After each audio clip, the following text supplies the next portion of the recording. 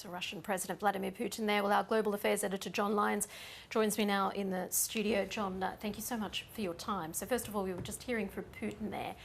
What sense did we get out of his national address about how he's going to confront this situation? Well, Richard, it was a short address. I think he seemed really destabilised. He seemed quite vulnerable. It was not the typical strong, strident speech we expect from Vladimir Putin. He talked about the difficult situation and essentially what's happened for those viewers who haven't been on top of it all. The Wagner group, which has been crucial in Russia's efforts in Ukraine, has gone rogue. They have gone from Ukraine into Rostov-on-Don, the city in the south of Russia, which has been the headquarters for the Russian army's offensive in that part of Ukraine. They've essentially taken over the city, they've taken over all military facilities, and they are saying now that the Defence Minister must come to them to negotiate terms of it, where it goes from here. Vladimir Putin is saying that it's betrayal, it's stabbing in the back, and he will not allow Russia to descend into a civil war. Ultimately here, what does Yevgeny Prigozhin want out of this? I think he wants to become president. I think he wants to take over from Putin. He's got strong political ambitions. He's quite popular inside Russia, and he thinks the war's been a catastrophe. Let's hear in his own words some of what he wants. Right now, we have crossed the state borders in all directions. The Border Patrol came out to greet us and to hug our fighters. We're entering Rostov now. The units of the Defence Ministry, better say, the conscripts who were thrown here to block our way, stepped aside. We are not fighting the kids. We are not killing children. Chago kills children, throwing unprepared soldiers into war. He set 18-year-old kids against us. Yevgeny Prigozhin there. Now, Putin and Prigozhin have a positive history. It's believed they have been very, very close in the past. Is there no sense that President Putin wants to perhaps negotiate and just get rid of this problem? I think it's gone too far. For a long time, Putin needed Prigozhin while he was fighting in Ukraine. They're very strong, tough fighters. They helped win. Essentially, they won the battle for Bakhmut. But clearly now Prigozhin is making his own play. It's now a disaster for Vladimir Putin because he's now fighting on two fronts, literally. He's fighting in Ukraine, and that's going badly. Most of his soldiers are over there. At the same time now, and we can see pictures here of Yevgeny Prigozhin sitting, in a very relaxed way in Rostov-on-Don. Essentially, he's launched his own coup in that city, while most of the Russian army are fighting in Ukraine. He's come back here, and now the Russian leadership, Vladimir Putin, has to decide, do we go in there and try to blast them out? And there's 25,000 or so of them, the Wagner, or do we essentially have the huge embarrassment of letting them take over the headquarters of our military operation in Ukraine? We can't really talk about, what Russia's capacity is without, as you say, looking at Ukraine, because you've just said a lot of Russia's forces are in there. So what does that mean then just for the Ukrainian offensive? I'm sure Kyiv is looking at this, perhaps looking to take advantage. Well, there's reports, the UK Defence Intelligence Update, which is normally very reliable, has suggested that two things are happening right now in breaking news. That firstly, Russian authorities are raiding the headquarters in St. Petersburg of the Wagner Group. That will outrage Yevgeny Prigozhin. And secondly, that there are convoys of Wagner fighters going up the highway towards Moscow. The interesting thing is, by all reports, they're getting passive resistance. They're getting the Russian army, Russian police and security services are not stopping them. Now, if they get all the way to Moscow and nobody's prepared to stand in the way because Russian doesn't want to kill Russian, then it's an extraordinary situation, and that's a real danger for Vladimir Putin. His whole future now is in doubt. I mean, that's just extraordinary. Is this purely because Russia just hasn't kept forces at home, essentially? Or is it because Putin doesn't have the numbers to fight Prigozhin within Russia, or is it because there isn't the will within the Russian army to fight Prigozhin? They miscalculated the war. They thought it would be easy. It's taken a lot longer. There's been a lot more people killed than they thought there would be. They've had to put more resources in there. So right at this moment, Prigozhin has more soldiers in Rostov-on-Don than the Russian army, because they're 80–90% of the Russian army are in Ukraine fighting. So it means that inside Russia itself, Putin can't call on the Russian army to protect him. So he's quite vulnerable in that sense. And Prigozhin was the monster. It's Frankenstein's monster. It was really the monster that was built up and created. And essentially, it looks like Prigozhin, who we can see now on the screen, he may have become bigger than his creator. And so this is Prigozhin's play for military might and for power. And the outcome will either be terrible violence and civil war, or Putin and those around him will have to try to do some sort of deal pretty urgently with Prigozhin. You just mentioned Prigozhin getting sort of quite big for his position, and the Wagner group as well. Can you just explain a little bit about the history of the Wagner group, how Russia has used that group in its conflicts? Okay. Well, a 60-second history of the Wagner group. They started in Syria, essentially mercenaries. They're killers for hire, they're security for hire. African countries like Mali pay them to ensure the regime stays in place so that tribes in the north of Mali can't get rid of them. So they've made money from security contracts. They've made money from Bashar al-Assad, helping keep him in power. They'll do anything. They're ruthless mercenaries. And they've made money from gold and diamonds in Africa. Prigozhin's been a big investor in Africa. So they've used all of that money to create this huge mercenary group, which Putin decided he needed in the war in Ukraine. So they stopped doing just their normal security consultancies, and they went off to Ukraine, and Putin has been paying them, lots of money and giving them contracts to fight in Ukraine. Now, though, because they're such good, ruthless fighters, their business model is ruthless. I mean, hundreds of them have been dying every day. Prigozhin himself there has been literally going to jails in Russia and saying to people convicted of murder and rape, I can get you, walk out of here, this prison with you now, if you're prepared to come with me and fight in Ukraine. Many of them have said that. So he's had this group of prisoners fighting, and then he's had the professional Wagner people fighting. So they've now got really big. Inside Russia, he's seen as a bit of a mythical figure. This is the guy in the trenches making the speeches. He's got his boots dirty. He's won the Battle of Bakhmut. He's got a lot of cred with a lot of the Russian public, and he does want to have some high office at some point. So depending on how this all goes in the next 24 hours, this could not just be a military coup, it could actually be a political coup as well.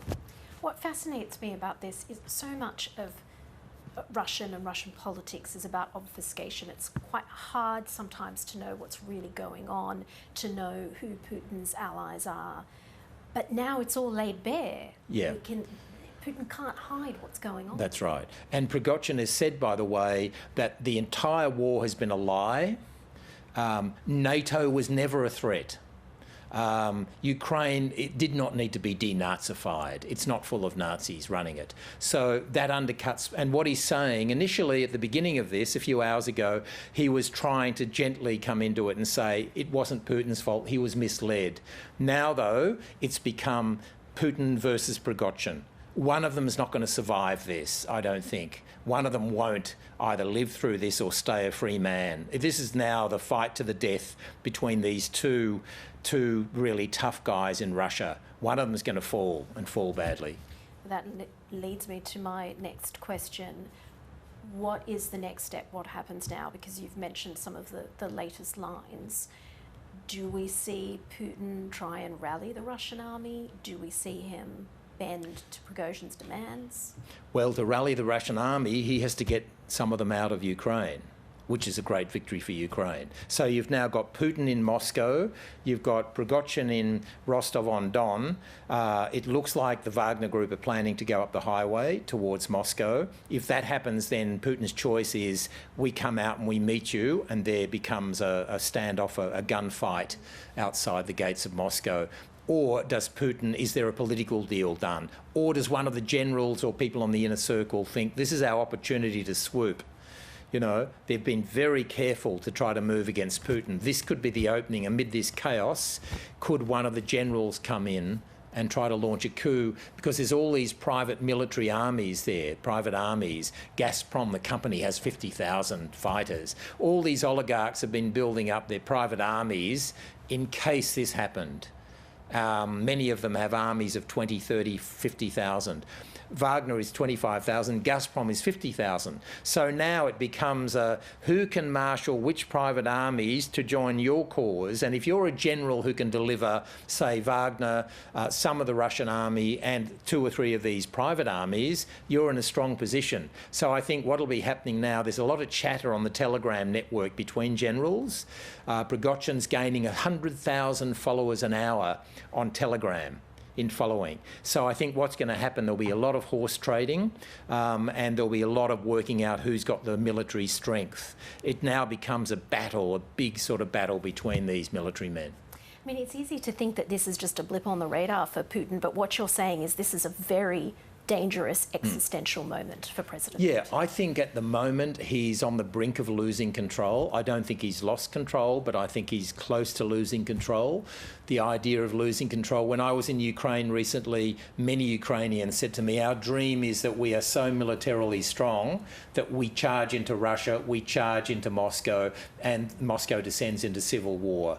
They always thought this could be, many Ukrainians have always said this will bring down Putin, this will lead to civil war in Russia. Now, the idea of civil war in Russia is a horrifying concept, especially since who would control the nuclear weapons in that case? Only last week Putin moved nuclear weapons to the border with Belarus. In this chaos, who controls the button? Who has their finger poised over the nuclear button? I mean, all of those questions are things that the world has to confront tonight. If we just can very briefly turn to Ukraine, Kyiv must be watching this. You've been to Ukraine, you've reported out of there during the war. Do you think they will capitalise on it? Because the Ukrainians are in the middle of their offensive at the moment. Could they now move, or does it really not change very much for them? No, I think they will be watching this with delight, with glee. Their enemy is tearing themselves apart and thinking, this is our chance now to ram home the advantage. We've got all of this weaponry, we've got more coming in. We haven't yet got our air superiority or F-16s, but I think what you'll see in the next few days is a lot of the UK missiles, the long-range missiles that have come in from the United Kingdom. I think you'll see attacks on Crimea. I think you'll see the Ukrainians, Zelensky at the moment, I'd be amazed if he wasn't sitting there saying to our people, now's our opening, let's go for it, let's hit them with everything they have. Because if you're a Russian soldier and you're hearing that Prigozhin, who's a bit of a hero figure, is saying the entire war is a lie. There were no weapons of mass destruction, to use the US comparison. Why do you want to risk dying in a dirty, muddy trench in Ukraine when they're fighting back in Moscow, in Rostov-on-Don? So it wouldn't surprise me if we start to see an increase in the defections amongst the Russian soldiers. That's extraordinary, because my assumption was the Russian troops have got their orders. They're just going to keep doing what they're doing. But you're saying perhaps they might start heading back. They've got their orders, but who are their orders from? Some were from Prigozhin, some were from Putin. Putin's in trouble. Do they really want to put their life on the line when this guy Putin might not even last 24 hours? So it's complete chaos on the Russian side, which is, you know, the Ukrainians could not have scripted this better. The idea that this all started with the Russian army shooting missiles towards the Wagner. Ukrainians couldn't have written that in their dreams. And then to have the Wagner group leave Ukraine, take over the headquarters, the military headquarters, and essentially say to the Russian army, what are you going to do about it? To say to the Minister of Defence, Prigozhin is saying the whole reason the Minister for Defence was behind this, he wanted another star on his shoulder, so he'd have a nice star when he was on the pillow in his coffin. It's that sort of language, that sort of hatred between these Russian sides now. So it looks like the Russian side is collapsing, literally. Putin has been such a mainstay of the world stage. It's hard to remember a time without President Putin. It sounds like this is perhaps a supreme miscalculation for him. Do you think that's the case? Yes, I mean, he didn't have to have this war. He decided on this war. He decided to go into his neighbour, to kill tens of thousands of people, to rape, to pillage, to destroy, to shoot missiles into residential buildings. I've seen some of the buildings that have been demolished. They're firing missiles into residential buildings. 44 people one afternoon just buried alive. Kids killed and buried alive. He decided to do this. A man who was into complete control is now tonight fighting for his own survival. And so, you know, it's been a horrible 16 months, but it looks like we're coming to some sort of resolution. Now, he may get through this, but I think what this indicates is that clearly there's some serious divisions within his own ranks. Are you, as somebody who's been watching Ukraine and Russia and reporting, were you surprised by this? Did this take you by? Was this a shock? It did. The fact it was real, because Prigozhin is often, he blusters and he talks tough and then he backs down again. I think when he went into Rostov-on-Don and took it and basically said, I'm here, and started talking about the entire war is a lie. And then when I saw Putin's response, betrayal, I've been stabbed in the back, then I realised this is real, this is not just theatre. John Lyons, your insight is invaluable, and we'll have to continue to watch this as it plays out. No doubt it's in the very early stages. Our Global Affairs Editor, John Lyons, there. Thank you so much for your time.